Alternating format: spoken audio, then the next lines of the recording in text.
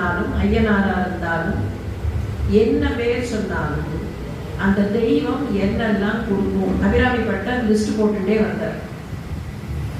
என்ன கொடுக்கும் தெய்வம்? முதல்ல சொன்னார், பணம் வேணுமா? பணம் கொடுக்கும், தனம் கொடுக்கும்.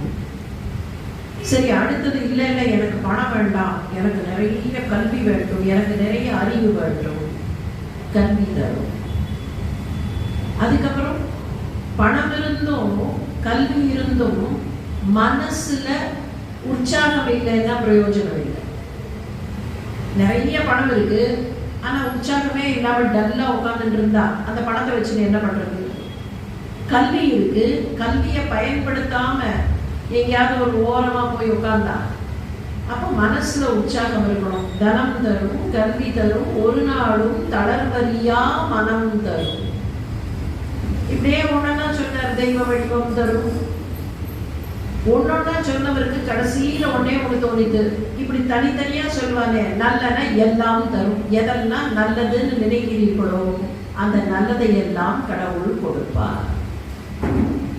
கடவுள் அப்படி எல்லா நல்லதையும் கொடுக்கணும்னா அதுக்கு நாம எப்படி இருக்கணுங்கிற ஒண்ணு இருக்கா இல்லையா? எங்கேயாவது ஒரு இடத்துக்கு இன்டர்வியூக்கு போறோம், வேலை கிடைக்கணும். சரி, அந்த வேலை நமக்கு கிடைக்கணும்னா நம்ம எலிஜிபிலிட்டி என்ன? இந்த எலிஜிபிலிட்டி எல்லாம் இருந்தால் இந்த வேலைக்கு அப்ளை பண்ணலாம். அப்ப பகவான்கிட்ட போய் நிக்கணும்னு சொன்னா, பகவானோட சந்நிதியில நிக்கணும்னா நமக்கு இருக்க வேண்டிய எலிஜிபிலிட்டி குவாலிஃபிகேஷன் ஒன்னே ஒண்ணுதான், மனசுல பக்தி. அது இருந்தா அந்த ஒரு குவாலிஃபிகேஷனுக்கு நல்லன எல்லாம் தரும்.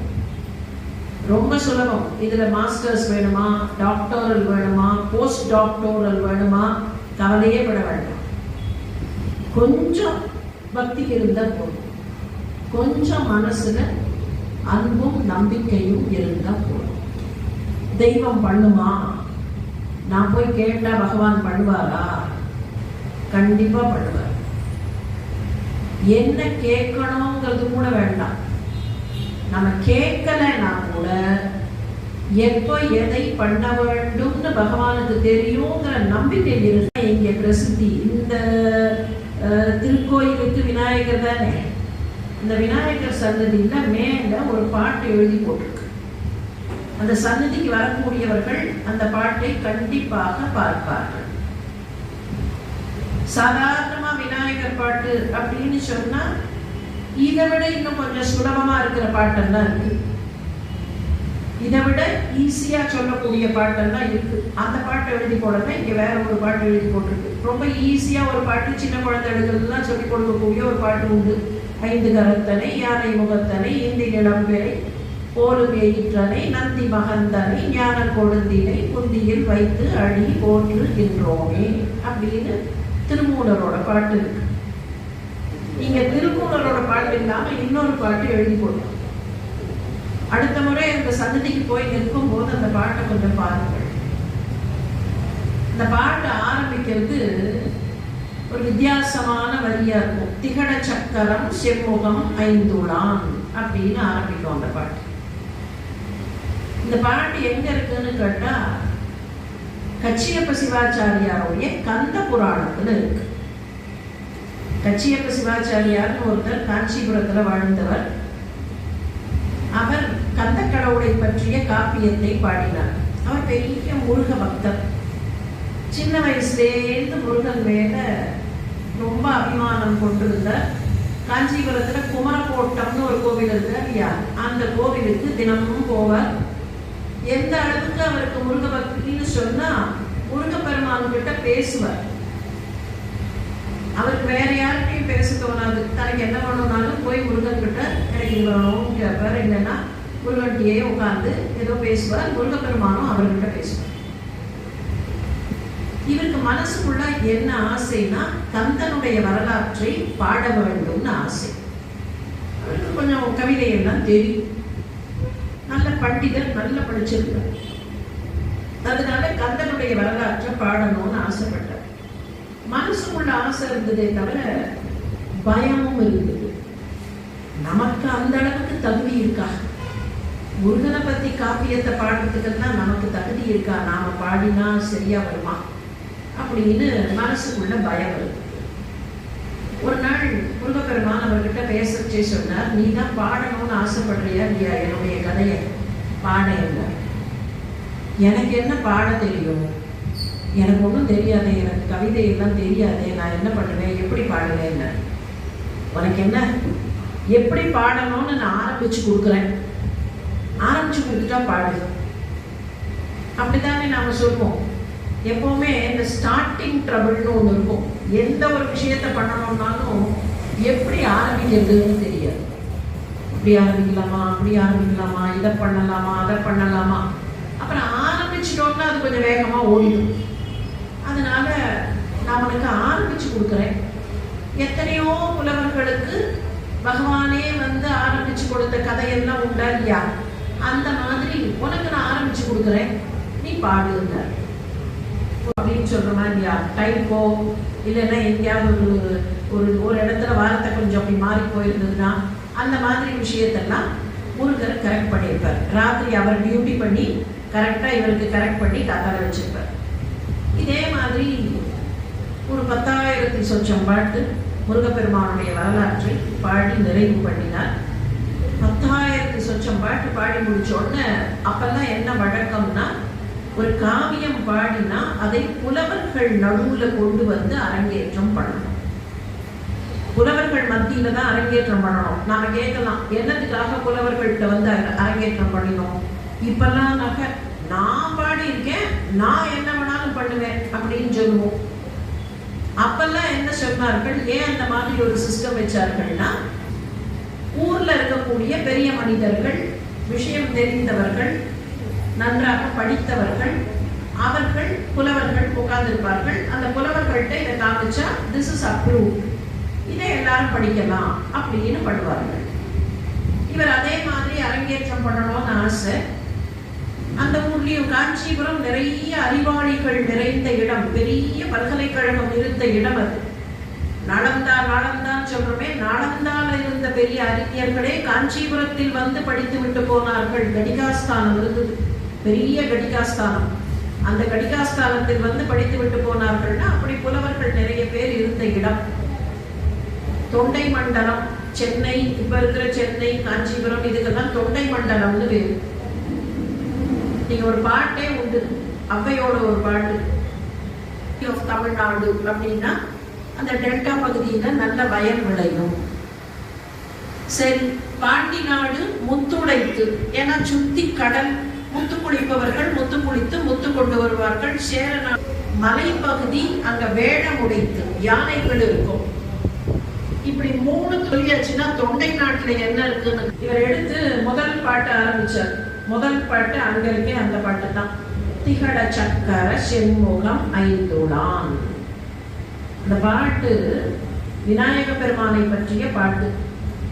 செம்முகம் ஐந்துளான்ங்கிறது சிவபெருமான். எப்படி நந்தி மகந்தனைன்னு சொல்றோமோ, சிவபெருமானுடைய மகனாக இருக்கிற விநாயகனை நான் போற்றுகிறேன் அப்படிங்கிறது தான் அந்த பாட்டு. பாட்டினோட முதல் வரி சிவபெருமானை பத்தி. திகட சக்கர செம்முகம் ஐந்துளான். நான் முழு பாட்டையும் சொல்ல போறது இல்லை, ஏன்னா தினந்தோறும் அந்த கோவிலுக்கு வரக்கூடியவர்கள் அங்கே பார்த்து கொள்ளுங்கள். First line completely on Sivaperuman. செம்முகம் ஐந்துளான், சிவபெருமானுக்கு 5 முகம்னு கணக்கு. 5 முகத்தை பத்தி சொல்லியாச்சு. முன்னால இருக்கிறது திகட சக்கர செம்முகம் ஐந்துளான். ஃபர்ஸ்ட் லைனை சொன்னாரோ இல்லையோ, புலவர்கள்லாம் ஸ்டாப் அப்படின்னார்கள். என்னன்னு பார்த்த, இந்த வார்த்தைக்கு அர்த்தம் எங்களுக்கு தெரியலையே. செம்முகம் ஐந்துளான் புரியுது, திகடன்னா திகடன்னு ஒரு வார்த்தையை நாங்கள் கேள்விப்பட்டதே இல்லையே தமிழ்ல.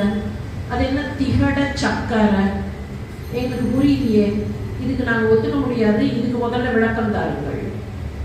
அவர் சொன்னார், இல்ல இதுக்கு திகழ் தசக்கரன்னு அர்த்தம். 5 முகம் இருக்கிறவருக்கு எத்தனை கை இருக்கும்? 6 முகம் இருக்கிறவருக்கு 12 கை இல்லையா? அப்ப 5 முகம் இருக்கிறவருக்கு 10 கை இருக்கணும். தசக்கர, தசன 10, 10 கை. தசக்கர செம்முகம் ஐந்துளான். சரி புலவரே, தசக்கர சரி, முன்னால என்னது என்னமோ திகழன்னு வருதே, அங்க தச வரலையேன்னார்கள். இல்ல, திகழ் தசக்கர, திகழ் தசக்கர செம்முகம். அது எப்படி திகழ் தசக்கரங்கிறது திகட சக்கரன்னு வரும்? நாங்க கேள்விப்பட்டதே இல்லையா? உட்கார்ந்து இருக்கிற புலவர்கள்னா மெத்த படித்தவர்கள். தொல்காப்பியத்துல இல்ல, நன்னூல்ல இல்ல, என்னது இது அப்படின்னார்கள். அவர் சொன்னார், எனக்கு தெரியாது, நான் முருகன் கிட்ட எனக்கு பாட தெரியாதுன்னு சொன்ன போது நான் ஆரம்பிச்சு கொடுக்குறேன்னு சொன்னான். அவன் ஆரம்பிச்சு கொடுத்த லைன் இதுதான், திகட சக்கர செம்முகம் ஐந்துளான்னு முருகன் தான் அடி எடுத்து கொடுத்தான். நான் அன்னைக்கே முருகன்கிட்ட கேட்டேன், இது என்ன திகட சக்கரன்னு, திகழ் தசக்கரை எழுதிக்கோ அப்படின்னுட்டான். நான் அதுக்கு மேல முருகன்கிட்ட என்ன கேட்கறது, திகழ் தசக்கரை தான் திகட சக்கரைன்னு முருகன் சொல்லிட்டான், நான் என்ன பண்ண முடியும்ல. உடனே அவர்கள் தான் சொன்னார்கள், உங்க முருகன் இதுக்கு எவிடன்ஸ் கொடுப்பானா? சொன்னேன், நீ என்ன இப்படி மாட்டி விட்டுட்டு வேடிக்கை பார்க்கறியே, நீ சொன்ன போதே இது சரியா வரலையே முருகா, இந்த மாதிரி இலக்கணம் இல்லையேன்னு சொன்னேன், எல்லாம் எனக்கு தெரியும் போ அப்படின்னு. நானும் பாடிட்டேன். அத்தனை பேர் முன்னாலேயும் அவர்கள் கேட்ட கேள்விக்கு என்னால் பதில் சொல்ல முடியல. நான் என்ன பண்ணுவேன், என்னை இந்த மாதிரி மாட்டி விட்டுட்டு வேடிக்கை பார்க்கறியா அப்படின்னு ஓன்னு அழுதார். முருகன்டேன்னு பதிலே வரல. அவருக்கு இன்னும் கோபம் வந்தது. மற்ற நாளில் நான் ஒரு வார்த்தை பேசினா 10 வார்த்தை திருப்பி பேசுவேன். இன்னைக்கு நான் இவ்வளோ அழறேன், ஒண்ணுமே பதில் சொல்லலையே, நீனா பேசாம முருகன் அப்படியே சில மாதிரி நின்னோம். அழுதுட்டு கடைச்சு போனார். அடுத்த நாள் போகாம இருக்க முடியாது. அடுத்த நாள் சபைக்கு போலன்னா இவர் ஏமாத்தி இருக்கிறாருங்கிற மாதிரி ஆயிடும். அதனால சபைக்கு போனார். ஆனா அவர்கிட்ட சொல்றதுக்கு ஒண்ணும் இல்லை, அவர்கிட்ட இலக்கணம் இல்லை. எப்படி காட்டுறது? போய் உட்கார்ந்தாரு. அங்க இருந்த தலைமை புலவர் அவருக்கு திரும்பி பார்த்தார். என்ன புலவரே, உங்ககிட்ட இன்னைக்கு இலக்கணம் இருக்கா அப்படின்னார். இல்லைன்னு கையை விரிச்சார். இவர்கள் பேசிட்டு இருக்கும் போது அங்க புதுசா ஒருத்தர் உட்கார்ந்து இருக்கிறது தலைமை புலவருக்கு தெரிஞ்சது. அப்படி பார்த்தார். அதுக்குள்ள அந்த புதுசா உட்கார்ந்து இருந்தவர் ரொம்ப இளைஞர், ஒரு 14-17 வயசு தான் இருக்கும். அவர் எழுந்தார். எழுந்து, மன்னிக்கணும், நான் இந்த அவையில கலந்துக்கலாமான்னார். புலவராக இருந்தால் யார் வேண்டுமானாலும் கலந்து கொள்ளலாம். உடனே அந்த இளைஞர் சொன்னார், நேற்றுக்கு இங்கே ஏதோ ஒரு வாக்குவாதம் நடந்ததா கேள்விப்பட்ட, எல்லாரும் பேசி கொண்டிருந்தார்கள். திகழ் தசக்கரங்கிறது திகட சக்கரன்னு வருமான கேள்வி கேட்டதா சொன்னார்கள். திகழ் தசக்கரங்கிறது திகட சக்கரன்னு வரும். ரகரமும் தகரமும் சேர்ந்தால் டகரமாகும். நீங்க தமிழ்ல மாத்திரம் இல்லை, இந்தியன் லாங்குவேஜஸ் எல்லாத்துலேயுமே சில எழுத்துக்கள் சேர்ந்தா அந்த எழுத்து மாறி போயிடும். அதுக்கு தான் சந்தி விதின்னு பேர். சந்திக்கும் போது ஏற்படுகிற விதி சந்தி விதி. சரவணன், சரவணன் முருகனுக்கு ஒரு பேர் இருக்கா இல்லையா? ஏன் அந்த பேரு? சரம்னா நாணல் காடு, நாணல் காட்டில் வளர்ந்தவன். வனம்னு எழுதச்சே 2 சுழி தானே, ஆனா சரவணன் எழுதச்சே 3 சுழி வந்துடும். ஆட்டோமேட்டிக்கா அங்க ஒரு எழுத்து மாறும்.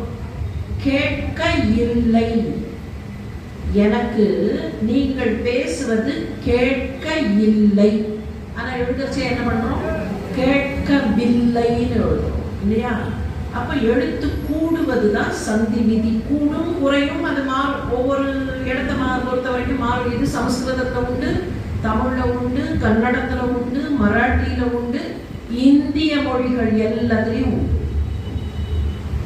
இந்த விதிப்படிக்கு சில எழுத்துக்கள் மாறும். நீங்க அந்த காலத்துல அனுமன் கடலை தாண்டினான், இதுக்கு ராமாயணத்துல கடல் தாவு படலம் அப்படின்னு பேர். அந்த காட்சியை டிஸ்கிரைப் பண்ற இடத்துக்கு கடல் தாவு படலம். பழைய காலத்து புக்ஸ்ல பார்த்தா தெரியும், கடல் தாவு படலம்னு எழுதியிருக்க மாட்டார்கள், கடற்றாவு படலம் அப்படின்னு எழுதியிருப்பார்கள். இன்னைக்கு யாரையாவது படிக்க சொன்னா படிக்க தெரியாது. அந்த இளைய புலவர் எடுத்த இதுக்கு எங்கேயாவது எவிடன்ஸ் இருக்கா? நாமெல்லாம் கேட்போமா இல்லையா? To you have evidence? Show me the evidence அப்படின்னோடனே அந்த புலவர் சொன்னார், நான் சோழ நாட்டிலேருந்து வரேன், எங்க ஊர்ல வீர சோழியம்னு ஒரு கிராமர் புக் இருக்கு, அந்த கிராமர் புக்கை கொண்டு வந்திருக்கேன், அந்த சுவடி கட்டை கொண்டு வந்திருக்கேன், இதுல 44வது சூத்திரத்தை பாருங்கள். ழகரமும் தகரமும் சேர்ந்தால் டகரமாகும்னு விதி இருக்கு பாருங்கள்னு கொடுத்தார். இந்த புலவர்கள் வாங்கி பார்த்தார்கள். ஓ, இப்படி ஒரு இலக்கணம் இருக்கிறது எங்களுக்கு தெரியாது, மன்னித்து விடுங்கள், நாங்க உங்களை அப்செக்ட் பண்ணது தப்பு. ஏன்னா இவர்களுக்கு என்னன்னா, எங்கேயோ ஒரு இடத்துல இலக்கணம் இருக்குன்னு சொன்னா அதை நாம அப்செக்ட் பண்ணியிருக்க கூடாது. நமக்கு எல்லாம் தெரியாது, ஏதோ ஒரு இடத்துல இருந்திருக்கு, நமக்கு தெரியாம இந்த மாதிரி தப்பு பண்ணிட்டோமே மன்னிப்பு கேட்டார்கள். புலவரே, நீங்கள் தொடர்ந்து உங்களுடைய காவியத்தை படியுங்கள். கச்சியப்பர் ரொம்ப சந்தோஷமா தன்னுடைய காவியத்தை படிச்ச. அன்னைக்கு சாயங்காலம் ஆச்சு, எல்லாரும் எழுந்தார்கள். நாளைக்கு மறுபடியும் தொடரலாம் அப்படின்னு புறப்பட்டார்கள். இந்த பக்கம் தலைமை புலவர் அப்படி நடந்து போற, கச்சியப்பர் இப்படி போற. கச்சியப்பருக்கு என்னன்னா, தன்னை காப்பாத்தினாரே அவருக்கு ஒரு தேங்க்ஸ் சொல்லணும்னு ஆசை. இந்த தலைமை புலவருக்கு என்னன்னா, வீரசோழியம்னு ஒரு இலக்கண நூல் சொன்னாரே, நான் அது வரைக்கும் படிச்சதே இல்லையே, தயவு செஞ்சு அதை அவர்கிட்ட வாங்கி படிக்கணும். ஏன்னா படிக்காம இருந்துட்டு நாம ஒருத்தரை குறை சொல்றமே தப்பு, தலைமை புலவரா இருக்கிறச்சே நமக்கு அது தெரிய வேண்டாமா அப்படின்னு தலைமை புலவரும் அந்த இளைஞரை நோக்கி போறார். கச்சியப்பரும் அந்த இளைஞரை நோக்கி போறார். இளைஞர் வேகமா நடக்கிறார். 2 பேரும் பின்னாலேயே ஓடுகிறார்கள். குமரக்கோட்டத்திற்கு போன இளைஞர் சந்நிதிக்குள் நுழைந்தார், காணாமல் போனார். இது நடந்தது ரொம்ப ஹிஸ்டாரிக் பீரியட்னா இல்லை. கச்சியப்பருடைய காலம் 17th century. 17ஆம் நூற்றாண்டுல காஞ்சிபுரத்துல பகவான் முருகன் தன்னுடைய பக்தன் சொன்ன வார்த்தை சரின்னு காட்டுறதுக்காக தானே புலவரா வேஷம் போட்டுட்டு வீரசோழியத்தை எடுத்து கொடுத்தார். அந்த பாட்டு தான் அங்க செதுக்கி இருக்கு.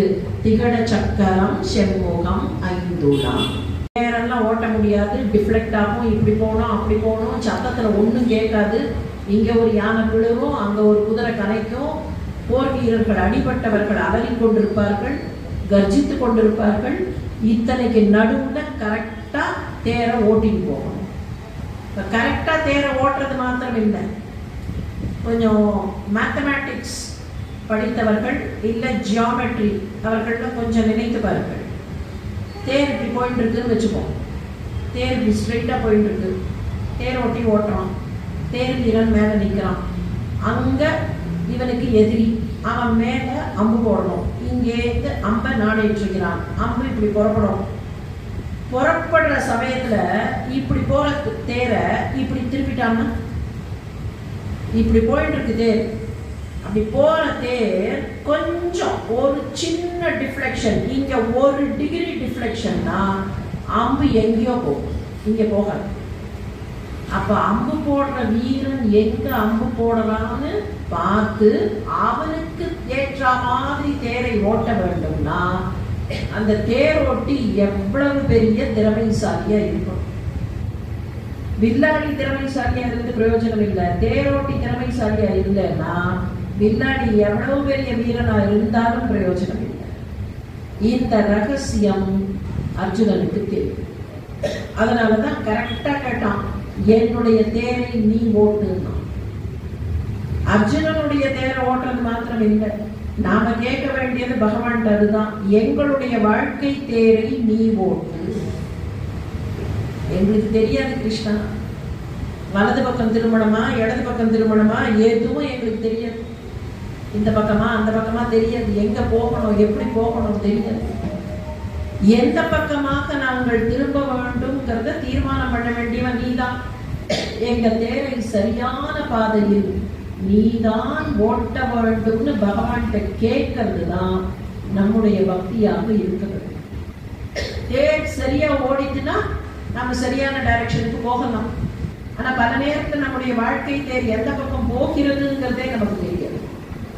அதை தீர்மானம் செய்யக்கூடிய வல்லமை அந்த தெய்வத்துக்கிட்ட உண்டு. இதத்தான் அர்ஜுனன் காமிச்சான். அது தெரியாம ஓடினான் துரியோதனன். நாம துரியோதனா இருக்க போறோமா, நாம அர்ஜுனனாக இருக்க போறோமாங்கிறது நாம முடிவெடுக்க வேண்டியதுதான். நல்ல பக்தன் எப்படி இருக்கணும்னா தெய்வத்து மேல வைத்த நம்பிக்கை, பரிபூர்ணமான நம்பிக்கை, வேற ஒண்ணுமே வேண்டாம். தெய்வம் நடத்தும். வேற எந்த குவாலிஃபிகேஷனை பற்றியும் அந்த தெய்வம் கவலைப்பட போவதே இல்லை. இவர்கள் படித்தவர்களா, இவர்கள் நமக்கு நிறைய பூஜை பண்ணுவார்களா. அதனால தான் கிருஷ்ணர் சொன்னார், அர்ஜுனன்கிட்டயே சொன்னார், அப்பா என்கிட்ட வரக்கூடியவர்கள் எப்படிப்பட்டவர்கள் தெரியுமான்னு ஒரு 4 கேட்டகரி சொன்னார். 4 கேட்டகரியை சேர்ந்தவர்கள் வருவார்கள். யாரெல்லாம் வருவார்கள் அப்படின்னா, அர்த்தார்த்த ஜிக்ஞாசு ஞானி 4 பேர் வருவார்கள். இந்த ஞானி அந்த கேட்டகரியை விட்டுருவோம், அது மகா ஞானி, நமக்கு அவ்வளவா வேண்டாம். ஜிக்ஞாசுன்னா யாருன்னா தெய்வத்தை தேடுபவர்கள், தெய்வத்தை நோக்கிய பாதையில் போபவர்கள்.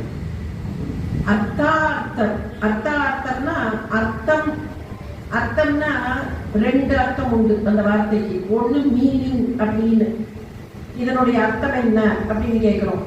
இன்னொன்னு சமஸ்கிருதத்துல அர்த்தம்னு சொன்னா பொருள், செல்வம் அப்படின்னு சொல்றமே அந்த அர்த்தம். அர்த்த அப்படின்னா செல்வத்தின் மீது தங்களுடைய நெஞ்சத்தை வைத்தவர்கள். எனக்கு இதை கொடு, அதை கொடு, எனக்கு இது வேணும், அது வேணும்னு கேட்கக்கூடியவர்கள். இன்னொரு கேட்டகரி என்னன்னா, முதல் கேட்டகரி அதைத்தான் சொன்னார், அர்த்தார்த்த ஜிக்ஞாசு ஞானி. இந்த ஆர்த்தங்கிறது என்னன்னா, எப்ப பாரு எனக்கு இது இல்லையே, அது இல்லையே, இது கிடைக்கலையே, நான் கஷ்டத்திலேயே இருக்கேனே, நான் துன்பப்பட்டு கொண்டிருக்கேனே அப்படின்னு புலம்பக்கூடியவர்கள். இந்த 4 வகையராக்கள் வருவார்கள் அர்ஜுனா. இப்படி வரக்கூடியவர்கள் எப்படி வழிபட்டாலும் சரி, எப்படி வழிபட வேண்டும்ங்கிறதுக்கு இன்னொரு 4 சொன்னார். 4 வகையரா மக்கள் அவர்களும் போது எதை வைத்து வழிபடுவார்கள்? 4 விஷயங்களை வைத்து வழிபடலாம். என்ன 4 விஷயங்கள்னா, சாதாரண கோவிலுக்கு போறச்சே என்ன பண்றோம், அர்ச்சனை பண்ணணும்னு நினைக்கிறோம், இல்ல பூ எடுத்துட்டு போறோம் இல்லையா. பத்திரம்னா இலைகளை கொண்டு போகலாம், துளசி தளம் எடுத்துட்டு போகலாம், வில்வத்தை எடுத்துட்டு போறோம், கோவிலுக்கு போறோம், கொடுக்குறோம். பத்திரம்.